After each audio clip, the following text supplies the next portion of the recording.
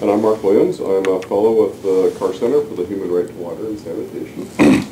And really appreciate Olivier taking the time, as all of you guys are very busy this time of year. And he and I spoke on a African development conference a few weeks ago, and I saw his CV, and I said, this is a person I want to get to know better, because I too lived on an island, but I tease him, his is not an island. Mine was much, much smaller, but the water and sanitation issues that you have on an island, even a large island, are very different than you'll find in other areas, and the resource challenges. And we dealt with a lot of overtapping of aquifers and salinity and things like that, so I'm anxious to hear what Olivier has to say. He, I'm sure all of you read his bio, that's why you're here, but he has a very extensive government perspective, which is very interesting in the water and sanitation world now, because as there's talk of collaboration with organizations and also with private-public partnerships. We've all heard the terms PPP, and it's really interesting to have somebody speaking to us from the government perspective on the benefits and also the challenges faced by Madagascar.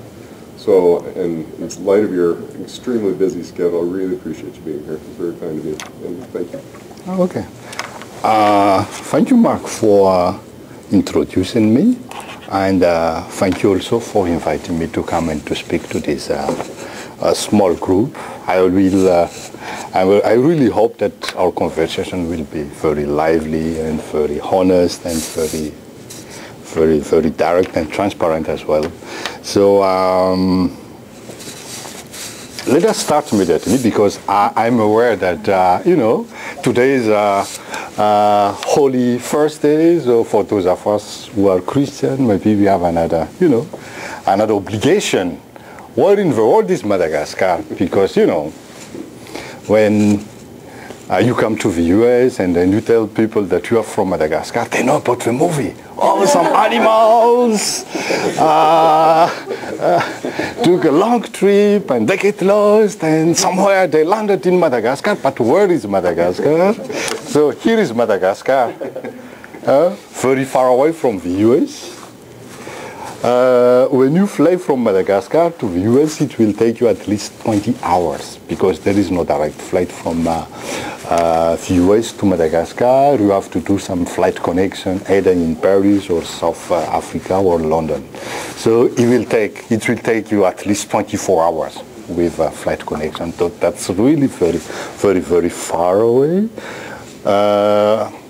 When you give closer look to Madagascar, it's closer to Africa. My brother, Mukhtar, about Kenya, the closer country is Mozambique. The distance between Africa and Madagascar, Mozambique and Madagascar, is about 250 miles, 400 kilometers. So Madagascar is located in the Indian Ocean, and what separates Madagascar to Africa is the Canal of Mozambique. Madagascar is also surrounded by a beautiful island. Eastern from Madagascar there is Mauritius. Maybe you know Mauritius. Mauritius is a sort of successful case study in development study. Next to Mauritius, La Réunion, which is a French overseas department. It's very weird. And between Madagascar and Africa, there are still some island, Comoro Island.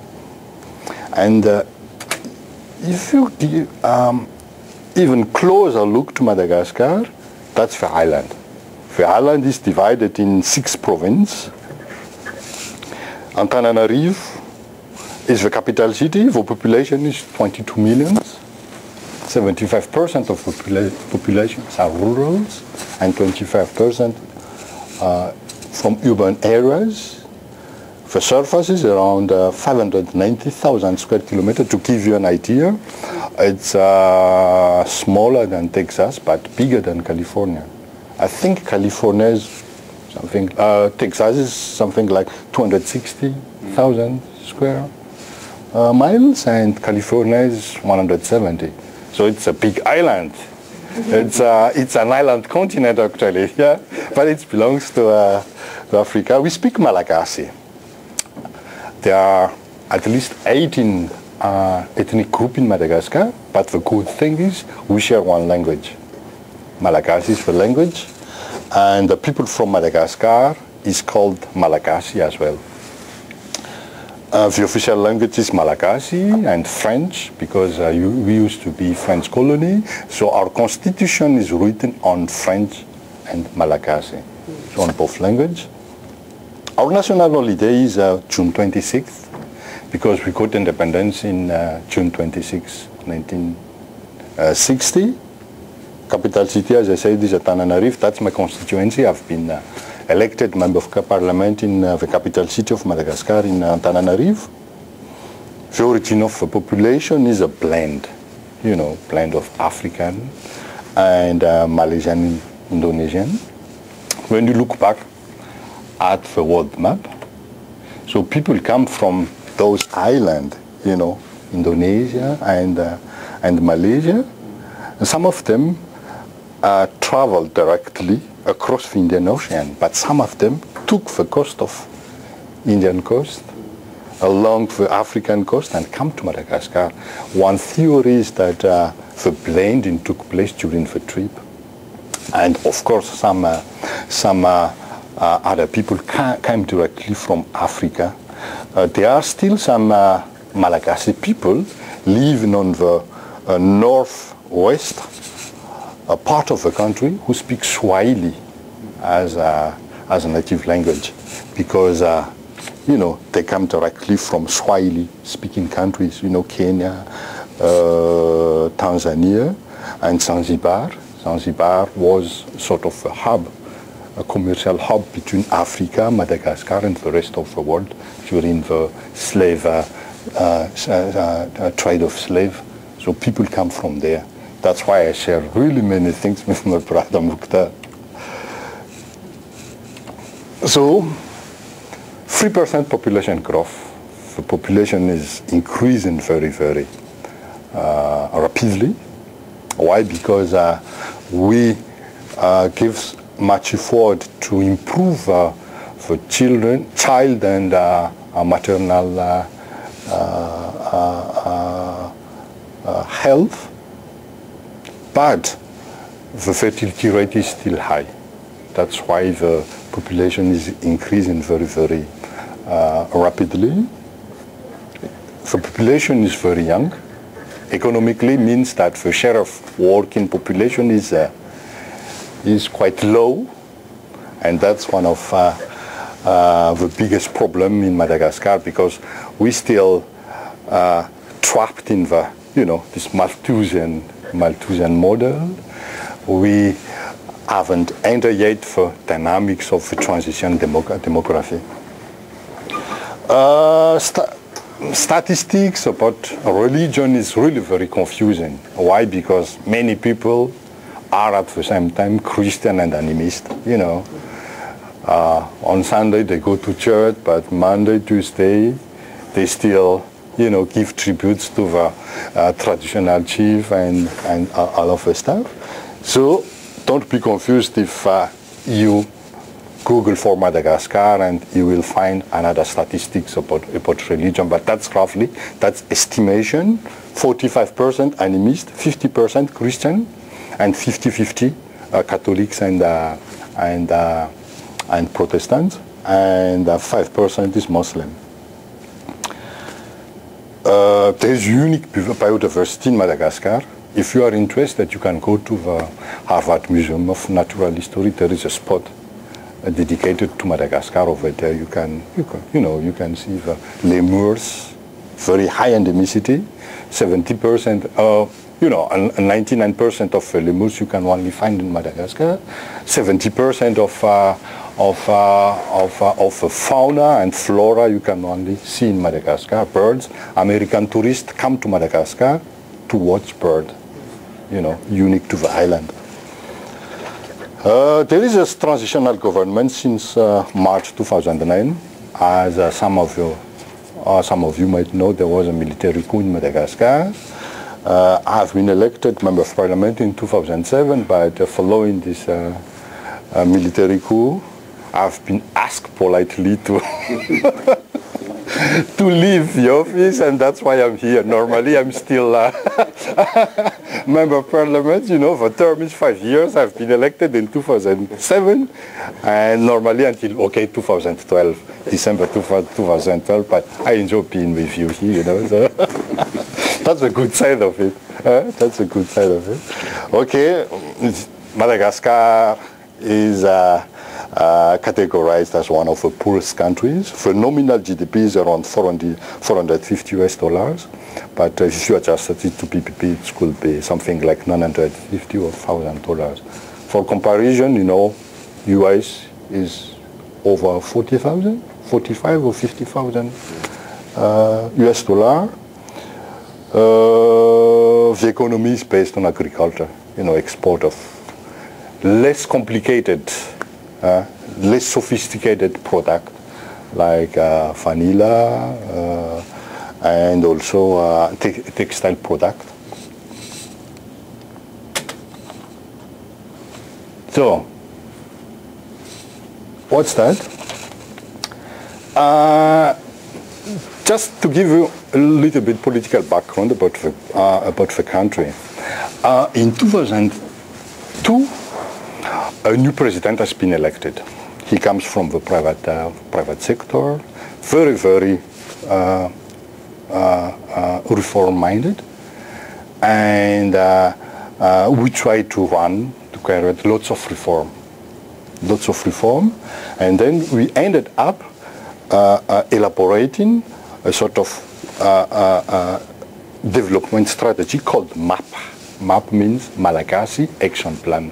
The idea beyond MAP is that we thought that the development strategy of Madagascar should be homegrown, you know, to get rid of all of this influence from the international community, like, you know, Washington Consensus, the International Development Agency impose you directly or indirectly, you know, structural adjustment program or program against poverty. So the idea was you develop your development strategy based on the needs of the people. And based on this idea, we developed the map. The idea of the map is that the people should be at the center of the development strategy. That's why we integrated the Millennium Development Goals as essential part of the map, because the Millennium Development Goal has been a sort of radical change within the development theory. The Millennium Development Goals puts, as I said before, people at the center of the development strategy. So you see the number 8 of the MDG, ensure environmental sustainability, half the population without access to drinking water and sanitation by 2015. That was this Madagascar Action Plan has been elaborated in 2006. So the goals was to halve, you know, to integrate and to accept and to declare officially our commitment to the MDG. What does it mean? So the situation right now is not very good. In 2007, 2008, Madagascar has been seeded by development agency as a successful development story, a sort of development on the making. That's what the World Bank described Madagascar. The situation was really very promising. But when you see this figure on your right, this is a 5 years figure first. And the situation right now in Madagascar in 2010 is that only 32% of the rural population have access to water, 76% on urban areas, 13% sanitation, and 21% in urban areas. So we are not going to meet the MDG goals, for sure. We made, as I said before, it's a 5 years data. We made a very good start after 2006, but afterward, after the political crisis, the international community stopped every international aid for Madagascar. Some companies left the countries, so the countries is in total financial despair right now. So the revenue for the government is really decreasing. So the budget for infrastructure, social infrastructure, is really decreasing. So the situation is really, really very bad in Madagascar right now.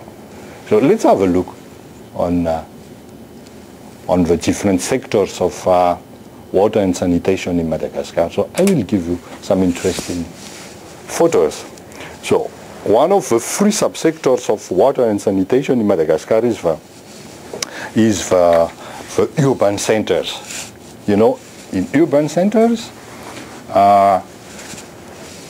Jirama is the public utility in Madagascar.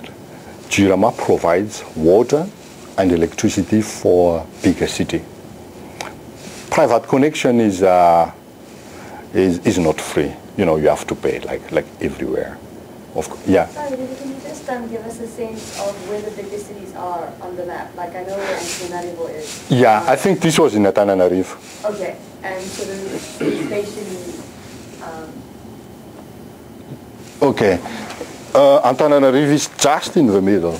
Is in the middle, and the biggest cities are the six capital of the province. You know, Antananarivo, Fianarantsoa, Tuléar, Mahajanga, Antsiranana in the north, and Toamasina. Those are the six biggest cities, but there are some other 50 other small cities. And Jirama, as the national public utility, Jirama provides electricity and water for the bigger city. As I said, private connection is not free. And apart from the private connection, there are so-called, we call it public water point, or public, I don't know how to call it in on French we call it borne fontaine. So we put it on the street, and normally it's free of charge for the poor people. It's free of charge. But the problem is that, you know, water, when it's free of charge, people don't take care of it. You know, they don't take care. You know, it's just, water is just flowing 24 hours. They don't take care on operations cost and maintenance cost. That's why we introduced actually a sort of committee, water point committee, to take care of the water point only. You know, we give the responsibility to the commune, to the municipality, and the municipality try to organize the water point committee to take care of the maintenance and of the operations. Not as a private company, you know, driven by profit, but as a committee, as a neighborhood committee. Yeah? And they charge, you know, honorary fee to the poor people just to take care of the operations. Olivier, were you able to estimate how many people were served by the average water point? Oh, they know it because we have a sub-administrative sector under the commune. It's called Fuktan in Madagascar. It's a sort of, you know, smaller size of commune, and it's administratively organized. They know who is living where, and they know about the private connection and public connection of every household. And they organize themselves. Who is using this water point, for example, and who is using the other water point at, you know, 1 kilometer, 500 meters from the other water point. So they know.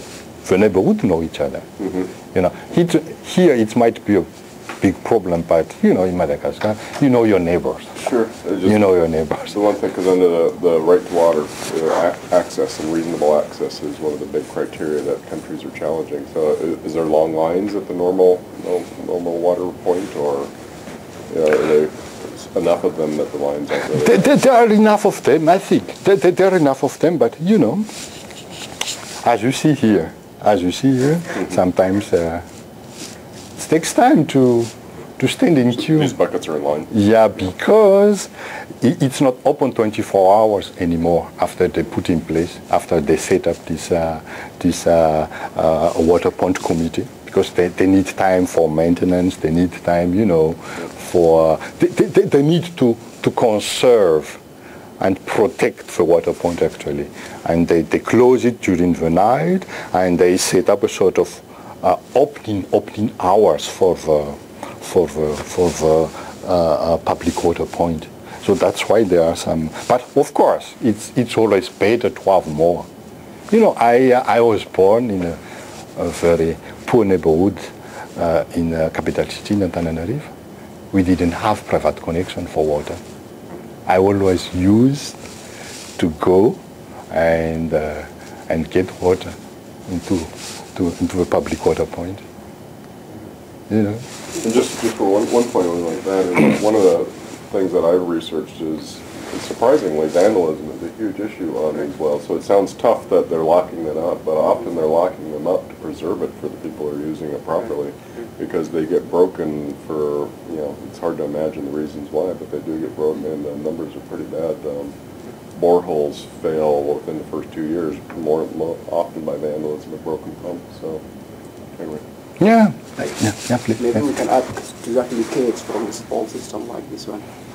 But what is the source of this water? Is it you showed us a map, there are some blue line on that map. Are those stream, groundwater? Yeah, for Antananarivo it comes from a lake. Okay. From a lake next to a city. Okay. And then they have a water treatment, and they have a network of distribution for the Jirama, and they distribute it across the cities. So that's one of the situations. You know, we have here a public water point, but over there we call it bassin lavoir, you know, to wash clothing. You know, to wash clothing. But it's a good place to meet some, you know, to meet your neighbors and discuss and talk. Yeah, and we always used to go there and wash our clothes. As I said, we didn't have private connection or water private connection. Electricity, yes, but private water connection, no. So I come from a very, very modest family. Yeah? The situation in, let's say, middle-sized town is a little bit different. As I said before, around 50 urban centers are under the responsibility of Jirama, and for the rest of the urban centers, we need to find another model, another management model, how to do it. So what we, after discussing with all of the stakeholders, international community, donors, the commune, you know, the municipality, and the water user as well, we have decided to put in place a PPP project, you know, affirmage contract. So how does it work? So the national government invest, you know, and build the water system. So the investment fund comes from the national government and the international donors. And then after that, the national government, the ministry in charge of water and sanitation, transfers the assets, the infrastructure to the commune. And then the commune afterward organize and launch a bidding process to find the best bidders, a private company. And it's we have decided on affirmage model. Why? Because first of all, as I said before, affirmage means that the fermier the private company is only in charge of operations and maintenance. You know, because you can't find a private company in Madagascar who is willing to take the risk of investing high amount of money, because the risk is very high. The risk is very high. So the government take the risk related to financial investment, and then transfers all of the management and operations and maintenance to the local community and the private sectors. And in cooperation with the private sector and the local community, they decide together the rate of fees. And part of the rate of fees returns to the private company so that they can cover the operations and the maintenance costs. And then a part of it returns to the commune so that the commune can think of or can finance a future extension of the water system. So the money doesn't get back anymore to the national government. So the money rests within the local level. And you see it's working very well. Of course, you will ask questions about affordability and so on, but we can discuss about it, but it's working very well. And if you compare the state of the infrastructure, here is really in better shape than in the bigger city. Yeah? Because we assume that the private sector is better in management, and they can reduce cost, management cost, technical cost, operating cost, so that everyone can benefit out of it. That's another example of PPP project, Affirmage project in Agaton. What we see here is a water towers. The water comes from a source on a mountain. Through gravity, it comes back, and then they pump it to a water tower, and then from the water tower, they distribute it to the population. What's the situation in small village? It's totally different. Why? Because there is a low funding. You know, I mean, to be honest with you, the government tried to concentrate more on bigger cities. On bigger cities. There is a sort of, you know, because you are driven by how to achieve the Millennium Development Goals. So how to give access to higher a number of populations. So you try to concentrate on higher village, because you can find also private funding for it. But for the smaller city, it's very difficult. For smaller village in rural areas, it's really very difficult. So lower funding is one of the characterization of a small village. And as I said before, lack of private sector participation. No private sector can go, want to go there and take the risk, of operating a small village with a limited number of population and limited power purchase, of the population as well. The commune has a limited capacity to manage also the facilities. And as I said before, affordability is a very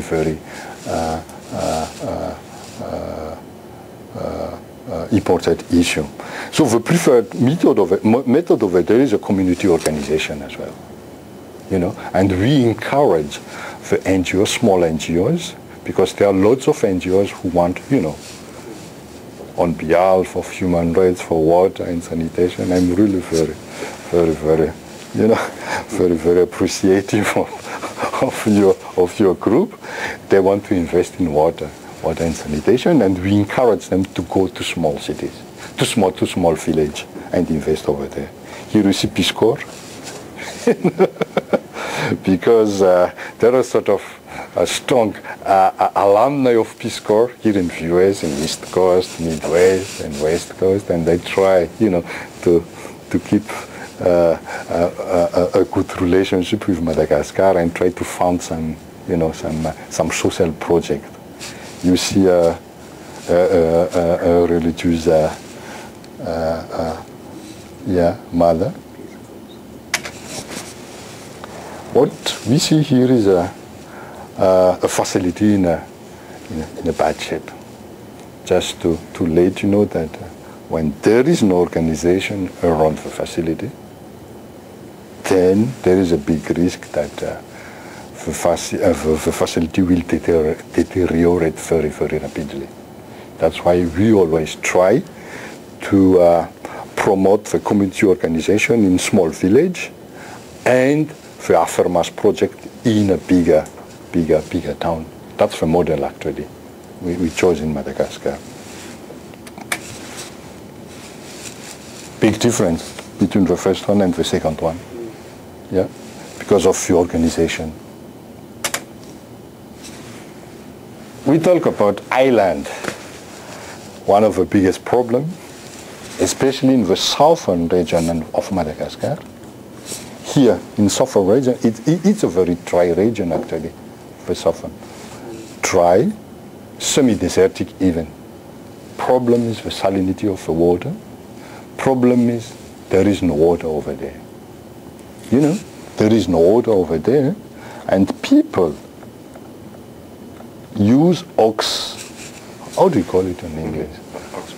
Ox car to get water and to sell it afterward to the neighborhood.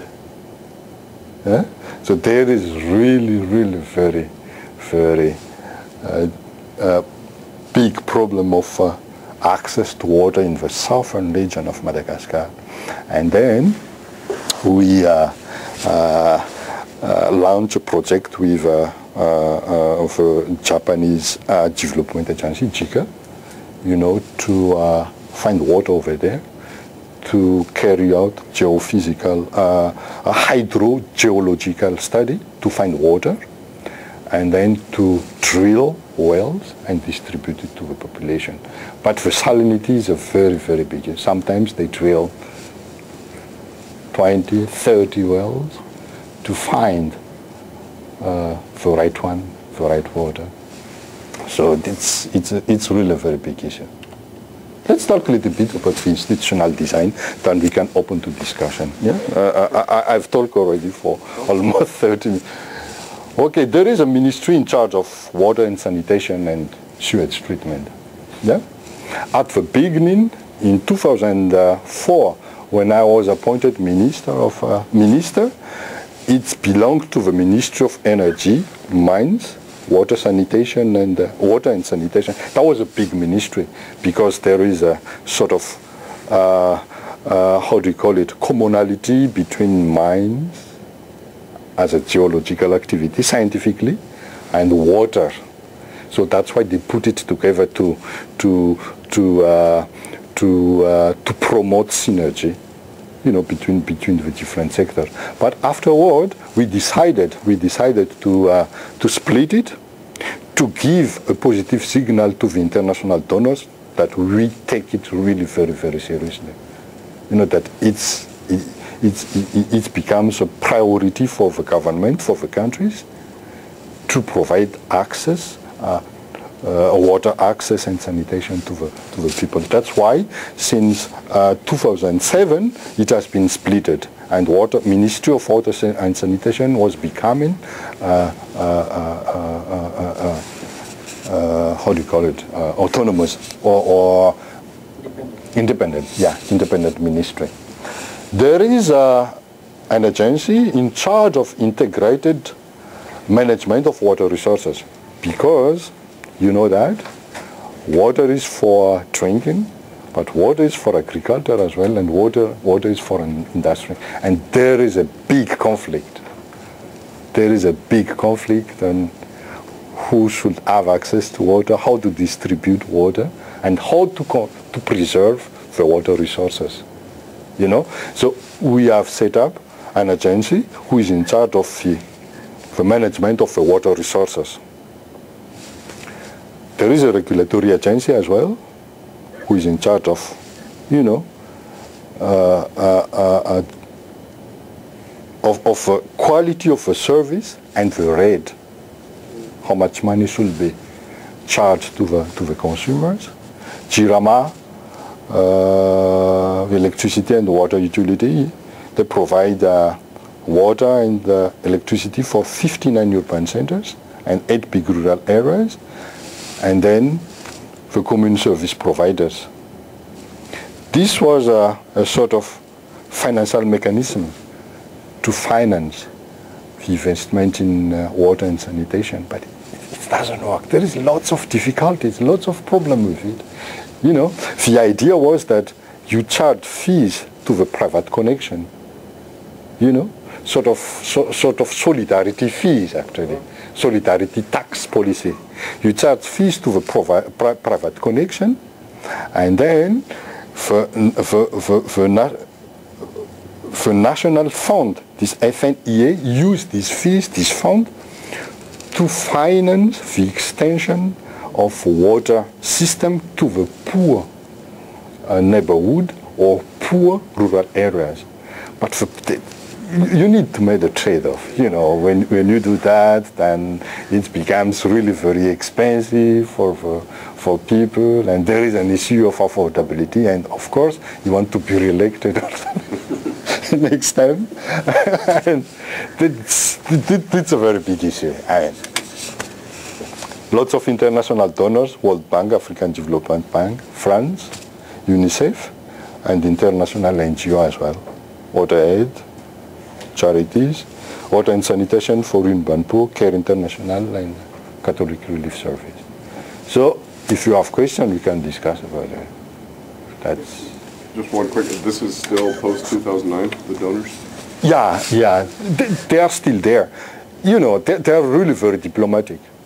They stay in the countries, but they stop the funding. So are they still funding any water projects? No. They stop the funding, but they stay in the countries. Are they funding any non-governmental? They decided in 2011 to fund, they called urgency measures only, but all of the other project has been stopped.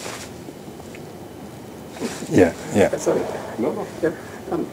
I have been working on decentralized system. I think what you've been talking about is a central system that have an infrastructure and distribute water. Is there any kind of, because you have showed us very green furrows, that means the rain is good, the precipitation means in some areas very good.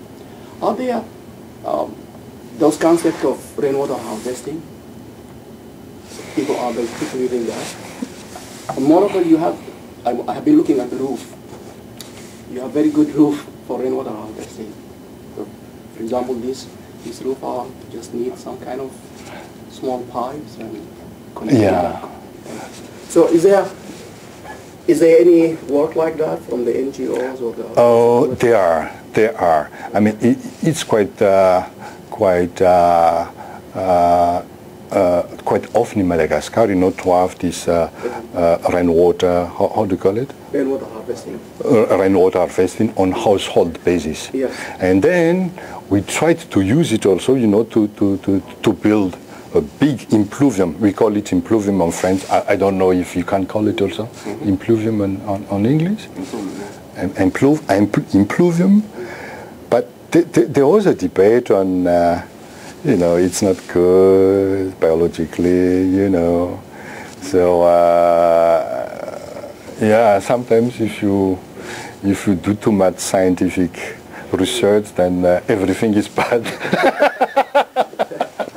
And international donors are really very sensitive to those issues, you know. One of the most promising is rainwater harvesting because you don't need to treat it. Even it's used here in the U.S., in Arizona, and those places where there's yeah. And it is one of the most affordable. Yeah. I have, my second question is that you showed us very low figure in sanitation.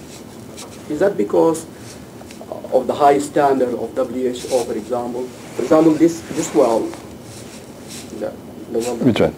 The one, this one. I think this is a good well in terms of this appropriate technology. You are protecting the well by raising it, so the runoff will not come and pollute the water. So, but if you compare this to what WHO, for example, they have term like safe water, or they have very high standard efficiency. Is the 13% that you showed us in sanitation, is it because of the WHO high standard, or because I think people in this country, yes, they don't have these modern facilities, but I don't think there is open defecation or people use the open. Yeah, sure. So they might have traditional, for example, in Sudan we have traditional toilet that is not meeting WHO. So is that? You are raising a very good question. So I would like to expand it a little bit. You know, there is no substitute for water and sanitation. Right. You know, it's self-evident. You need to do it somewhere and somehow. But water access and sanitation access means that, you know, you have, there is a certain definition, international standard. That's why it is very, very low. That's why is it very, very low. I don't know the details right now. I can't give the details, but because of international standard, it's really very low. I didn't, you know, put some pictures of sanitation because I thought it's not good pictures. But sanitation is a very, very big issue in rural areas and urban areas in developing countries. Because that's really the source of every waterborne diseases, or every pollution, and it's culturally driven as well, somehow. You know, I mean, it's very difficult to address the issue. Yeah, could you do a good distinction between the WHO guidelines and open defecation and traditional defecation, and they don't really make that distinction. But I just spent 3 months in northern Ghana where it's about 85 to 90% open defecation. So it definitely depends. I think he has been very modest because he did not show us. It is very similar with Sudan and those other African countries. But I think because my friend Olivier is a politician, he doesn't want to show us that. But one question I wanted to ask, given your standoff with the development partners, that there is no support, what effort is being done to regain that support?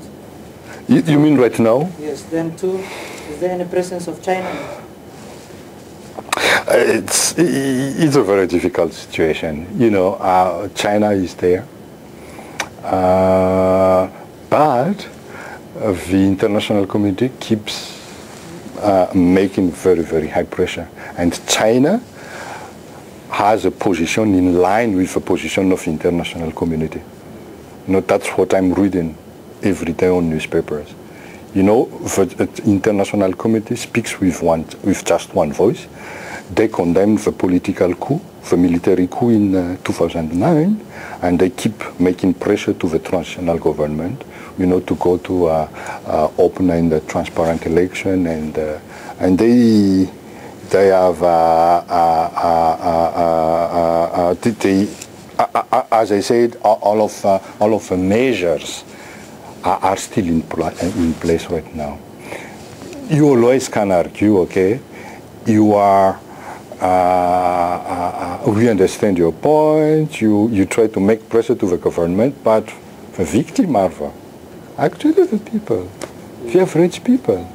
But it's a very, very complex issue.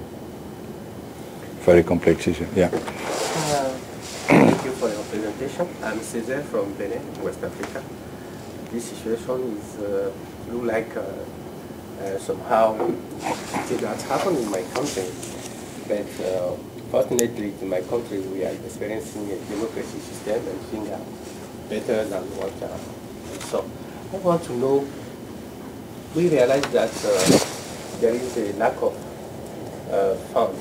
There is this issue here. What is the role that the municipality are playing? Which one? The municipality, they are playing within the decentralization, to leverage fund, to raise fund from abroad, because we know right now that because the crisis, the government could not, raise money from partners, but the commune, the municipality could do their best to raise money from, the international NGO, and since they are very closer, the population, they could really work out on this issue, to bring, more water condition and sanitation to the population. Very good point. I was talking about cooperation on national level, but the decentralized cooperation between communes, sister communes or something like that, they're still going on. But compared to the needs, an estimation, we need around $180 million per year if you want to achieve the Millennium Development Goals. That was our estimation, because we elaborate a very big program. We try to elaborate also an investment plan. $180 million, and communes can't do that. You need a sort of bigger, international fund to do it. So 1/3 of it comes from the national government and public organization, 1/3 from the private fund, those private investors, but there is still gap. Around $50 million. And, the small but better but honest NGOs, they're doing their best, but it can't cover the demand. No.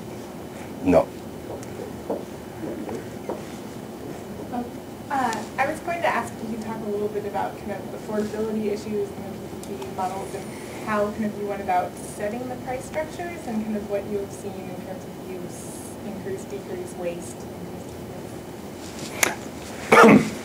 The affordability issue is really very important for the small sites done, for this PPP project. That's why the national government took charge of investment, just to decrease the revenue or decrease the fees that need to be charged to the consumers. That's one of the strategy.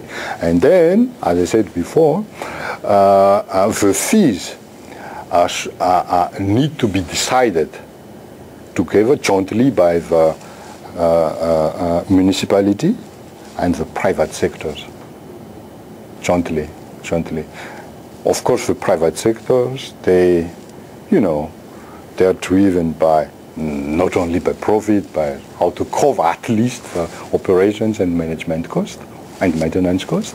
But the communality, by the, they are driven by policy, public policy, and how to provide social infrastructure to the population. So you need to make some trade-off somehow, some trade-off. I agree that it's sometimes very difficult, but it's like that. So the tariff is divided into, one part of the tariff, as I said, returns to the private sector to cover their cost, but only operations and maintenance cost, because investment has been taken by the national government, and then one part of the fees goes to the commune for expansion later. And they still have room, for improvement, because the commune can decide not to take any fees from it if they want to. So there is always a, big negotiation, but the national government, doesn't intervene in this discussion. Just a quick follow-up on that. Has there been much disruption in these PPPs since the to be honest, yes. Because, you know, because of the affordability issue. Yeah. Some companies get bankrupt. First of all, some technical issues. There is difference between lease contract and you know that, lease contract and affirmage contract. For lease contract, it's sort of the private sector pays a fixed amount to the commune. There is higher risk for them, you know. But for the affirmage, they decide for the price, and the percentage of the price goes to the private sector, and the percent of it to the commune. So they are covered by the you know, by the affordability risk somehow better, but there are some issues. There are some issues. Yeah. These are smaller cities, right? You were saying those are the cities where GRMA is not active? Mm-hmm. Yeah, for middle-sized, you know, yeah, sort of. If because the problem is actually that if a town is bigger, so we realize that the commune doesn't have the management capacity to manage it directly. So they need a sort of small private sector, private company to manage it. And that's what I'm curious about. So there are, you said there were tender offers and there are different companies competing. Who are these companies? Are there just many water companies that are active in these cities? Or Good question. Good question. Yeah, good question, because, you know, we learned about it during innovation class. At the beginning of the whole story, there was not enough companies specialized in water system management. There was no. But because there is a business opportunity, we try to, you know, to encourage the setup or creation of those companies. You know, then we create a center, a training center to train those people, because there was no technician, you know, specialized in building a water system. You know, they know how to build house maybe, but a water system, you need a specific knowledge. So we created a training center, and then we helped the private company for capacity building. But these are all domestic corporations? Domestic. No. They are not interested. I mean, the turnovers might be, you know, $5,000 or $10,000 a year. For the big company, we have started to talk about the reform of GRMA, but after the political crisis, everything has been stopped. Yeah. Could you talk a little bit about, or a bit more, I suppose, about how kind of disputes are resolved over who uses water in terms of downstream mining versus? Yeah, big question. It's no. You know, that was really a headache. Yeah. That was a headache because there is a ministry in charge of potable water and sanitation. There is a ministry in charge of agriculture and they need water. There is a ministry in charge of industry and they need water. But the agency in charge of integrated water management has been created by the ministry in charge of potable water. So there is, that's the first source of problem. Why are we creating an agency that is supposed to manage all sectors? And then the decision we took is that we give the supervision of this agency to the Prime Minister, so that we, as a minister in charge of the different sectors, can respond to the Prime Minister, and the Prime Minister, you know, chairs the discussion and the negotiation. That's how we resolve the problem among us first, you know, among the different government agencies, the different ministries. But afterwards, the agency was working and was always trying to convene a meeting and discuss between each other. But that's a headache. You know, sometimes there was a sabotage for the potable water, and you don't know who was doing these things. But afterwards, you realize that It's from the peasants, from the farmers, because they didn't get water. The water has been canalized to potable water, and then they were not happy. They were not happy. Even though you involve them within the discussion, that's headache, big headache. Yeah.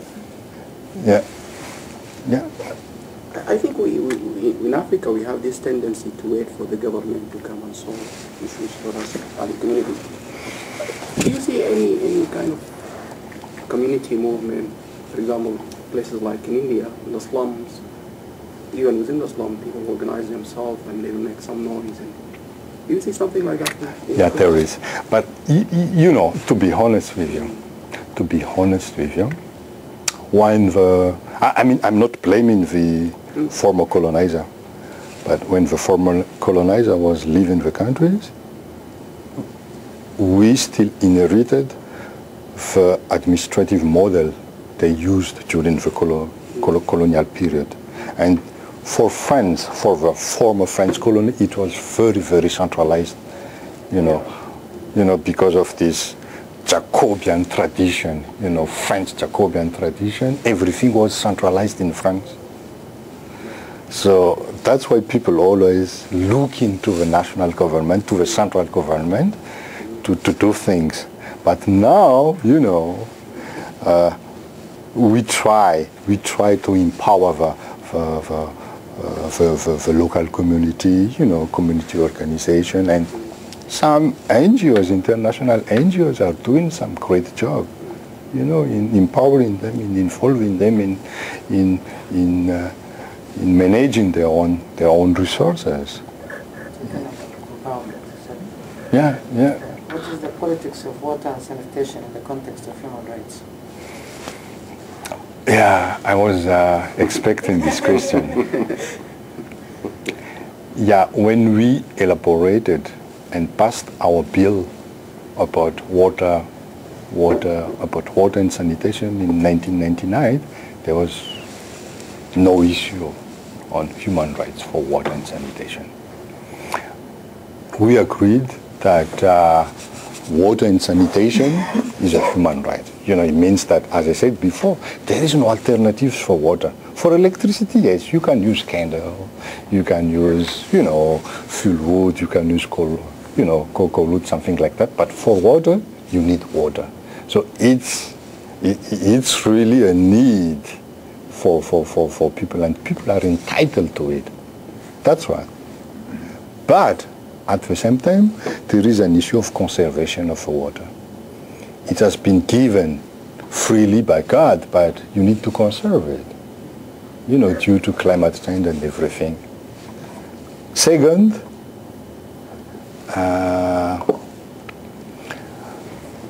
natural water has been given freely by God, but potable water is a commodity. So sorry for that. I mean, that's my point of view, because you pay money to bring it, to make it potable first, and to bring it to the connection.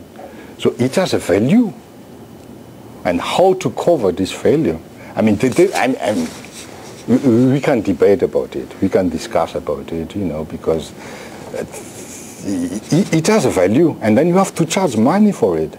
We have lots of experiences in Madagascar where we tried to lower cost on behalf of populist policy or populist political philosophy, but afterward it carries too much social cost. Why?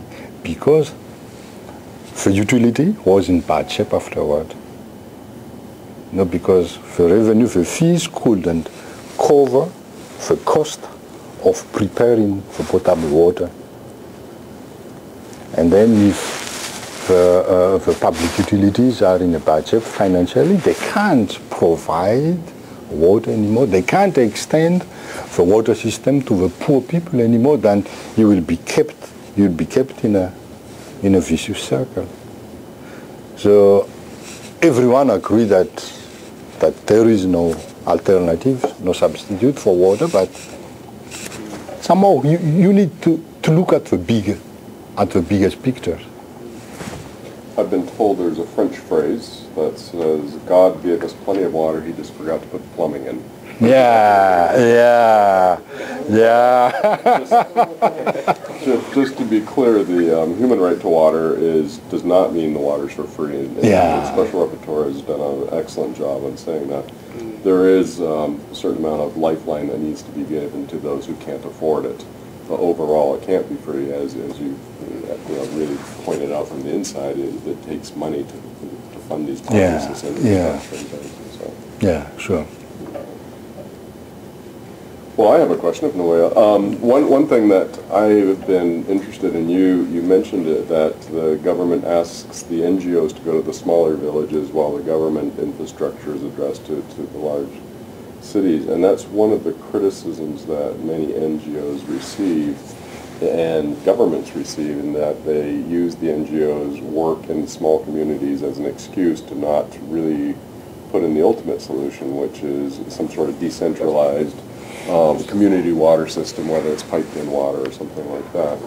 And I was wondering, we have a lot of expertise in Africa in the room, if everyone's experienced what their thoughts on that were, because having been in the field for several months, I can see the arguments on both sides as to, yes, that does give the government an excuse, but it's so far away from when the government's going to get there, the NGO feels the need to go out there to give them immediate help. Yeah, It's a tough question. Yeah, it's a tough question. We have been very practical and pragmatical in Madagascar.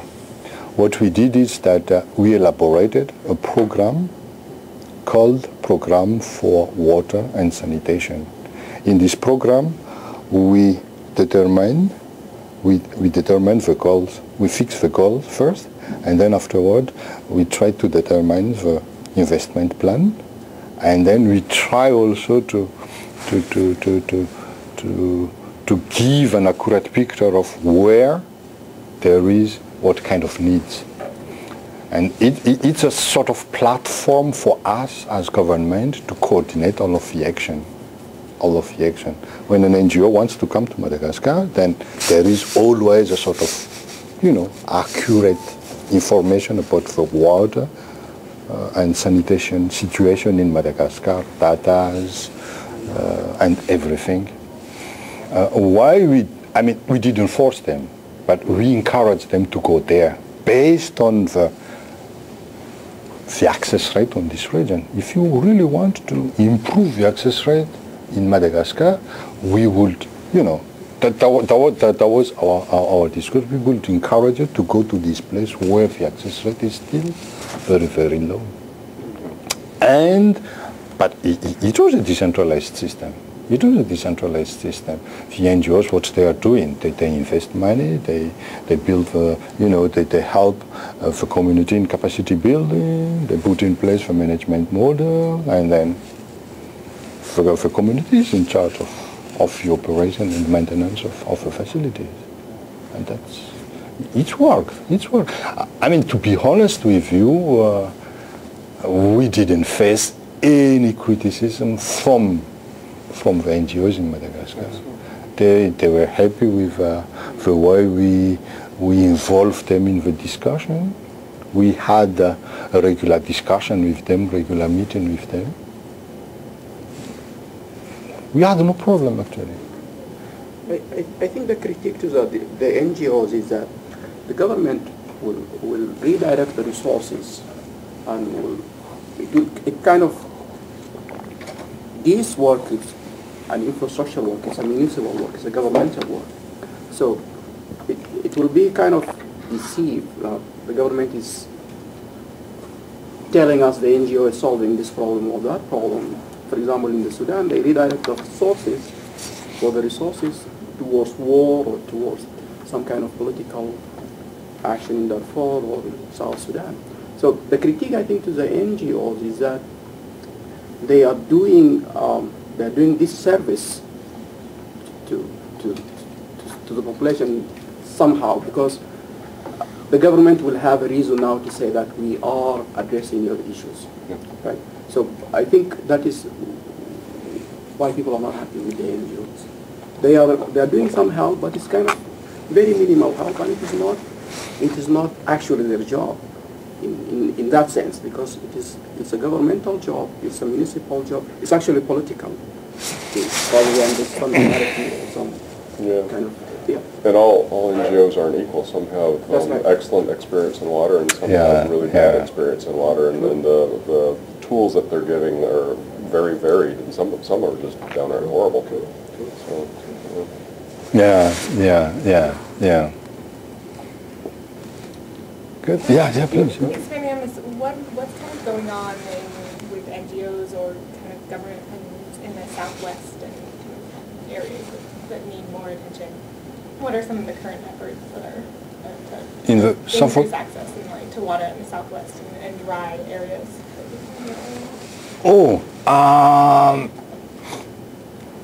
There are many NGOs over there. Is it mostly NGOs? Yeah, there are many NGOs over there. As I said, we had no problem with them. No, really no problem. You know, the tendency right now is even that the international donors like World Bank try to improve their relationship with the NGOs. Sometimes the government becomes a little bit jealous even because they trust more the NGOs than the government. You know, there is a new sector right now. You are talking about private sector, public sector, but there is a new sector called sector of the people. And the NGOs is the master of the sector of the people. It's not the public sector, but it's sector of the people. So they are doing some good job over there. They try to work together with international donors, like the Japanese. You know the JICA. They're working with NGOs. Even the World Bank. The World Bank has a special, how do you call it? Special bureau for NGOs, you know, to promote NGOs, to build their capacity, to help them to build their capacity so that they can afterward build the capacity of the population. You know, I don't want to delve deeper in this issue, but that's not the situation in developing countries. In developing countries. Madagascar, we will not avoid this question. There are so many NGOs in the areas she has mentioned, where people are very vulnerable, and environmentally, the region is very dry. So the NGO industry is huge in such places. Are they coordinated? Particularly in water and sanitation. Yeah. Is there a regulation that looks at what they deliver, what they intend to do? Yeah, that's why I talk about the internal institutional design. You know, there is a regulatory agency who is taking care of quality of the service. That's first. And then second, I mentioned also this PNPAR, this national program. This national program is a sort of coordination mechanism so that we know who is doing what in which region. So we have a sort of clear synopsis of the water sector in Madagascar, at least before the crisis. Right now, I don't know. Right now, I don't know. But yeah, I don't know if Mukhtar is trying to raise an issue about how to regulate NGOs. That's another. That's a complex issue and sensitive issue. Because it's a new sector. It's becoming a sector. You know, it's a sector parallel to the public sector and the private sector. And there is a tax issue on it. There is sometimes the NGO is doing something that the government is supposed to do, or who is representing the constituency, the elected member of parliament, or the NGOs, or the activists who are very vocal in the village. This is a big mess, but that's democracy. We need to learn how to deal with it. I'm fine. I never want them to be regulated. Because experience, they actually add value a lot to what government does. And when you talk about people's sector, NGOs actually champion very credible initiatives that government should have delivered. they also audit government's performance and then give Oh, alternative form. yeah. At times, you need to strike a balance Yeah, between yeah, the sure. legitimacy of government Yeah. in terms of having the clear mandate of the people Yeah, and what NGOs do. yeah, And the narrative, what they do, is something that may not be of priority to the people. It yeah, might be globally sexy. yeah. No, you're raising a very important issue that NGO is bringing an additional value to the provision of infrastructure, public goods in the developing countries. But my only little concern is politics. Like, in Africa, we are dealing with this problem of post-colonial weak state. You agree with me? That we are able to design policy very easily, very quickly. We go to Harvard and then we know how to how to design policy and everything, but how to inform it, how to enforce it afterward, how to implement it.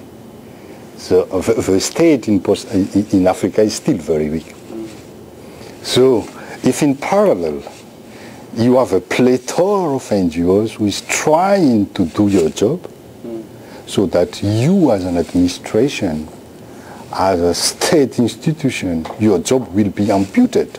I don't know if it contributes to the enforcement, to the solution of a post-colonial state weakness. I'm just asking the question. That's why I'm raising the question on how to. I mean, I'm not regulating. Regulating is like intervening, like social engineering and everything. But how to coordinate? How to coordinate? So when you become president, NGOs will be in trouble. No. I'm not against NGOs. No. Please don't take me wrong. No. He's just raising the problem of coordination, lack of coordination. I think with more coordination, yeah, more coordination only. That's why we elaborate this national program for water and sanitation. And then if you want to come, then we decide together. That's the national program, that's the platform. Do you want to contribute? Then let's try to find out what you want to do. I think I like your designing policy somewhere in Harvard and come and enforcing it. I think that is a real issue here. Because as if people are passive, they don't have any agency that will take care of. And I think what is needed in terms of technical policy is not this, top-down way of doing it. And what I think is, because this is a very technical thing, this water sanitation, there is engineering in it and there is health and so on. And you raised it very nicely that we are able to design high scrubbers or very sophisticated system. We are not able to do simple water system and sanitation. And I think that is the gap. The same gap is in policy. And it seems to me that the policy needs to be from bottom up. At the same time, this technical education and expertise need to be appropriated, need to be brought down, brought down in such a way that people will have agency, And I really believe that a small system, maybe that's what I have been doing for the last 5 years, but a small system which can be distributed by municipalities. For example, here in the municipalities, if you look at places like Oregon or Arizona, they have manuals of rainwater harvesting system. And the municipality will distribute these free of charge, and there are incentives. If you buy bottles that you start to rainwater harvesting in your park, there is incentive in terms of taxes and so on. So this is kind of taking this engineering, health, public health, lingo and expertise and making it available. That I think will empower people. Yeah. Not the policy from outside.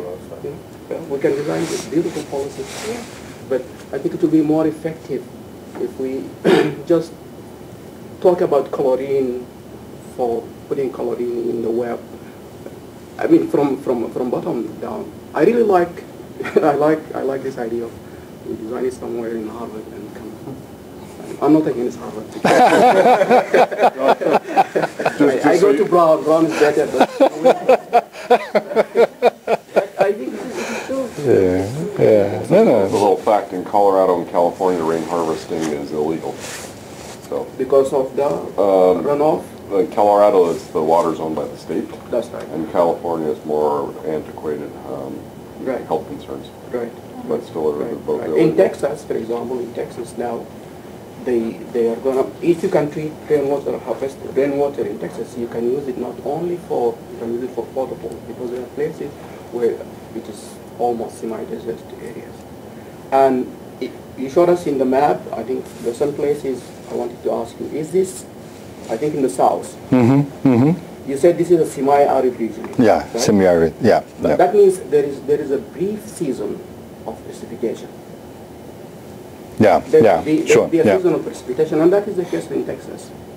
So they will harvest that water, they will design a system in such a way that you design a tank for the dry period. Yeah. Even in very worst situation, still rainwater Yeah. harvesting, because it just Yeah. needs 2 Yeah. millimeters and a roof. So, and that again comes to the idea of that how do we take this technical stuff and make it available through municipalities? Yeah. I think we run a sort of comparative study between water from a river, 200 kilometers from. This is really very precision. Start from here. Here, Yeah. I see. It's not a desert, is it? It's not a desert, but it's really very arid region. And then we carried on some studies on how to bring the water from two rivers. There are two rivers here, to the villages through pipe, and using renewable energy systems. And the alternatives is, this drilling with Japanese. In pluvium, the problem is that sometimes it's really not raining over there. Yeah. I don't know. I have no data on the precipitation, but it's we tried in pluvium. There was an issue of health, and then cost effectiveness. Right. That was a problem. Well, Very we're out of interesting. time, so I think, thank you all for coming. That's very interesting, thank you. Yeah, really interesting, Olivier. Thank you. Yeah, thank you for. Just for those who, Columbia University had a big water conference today, and it should be posted online. It was a webcast this morning, and it gets into a lot of these. Unfortunately, Africa, sub-Saharan Africa, is kind of the litmus test for the rest of the world, and it's really what's going on there. They're extrapolating out to the rest of the world just in the future, so everyone's watching it very closely, and thank you so much. Yeah, thank you.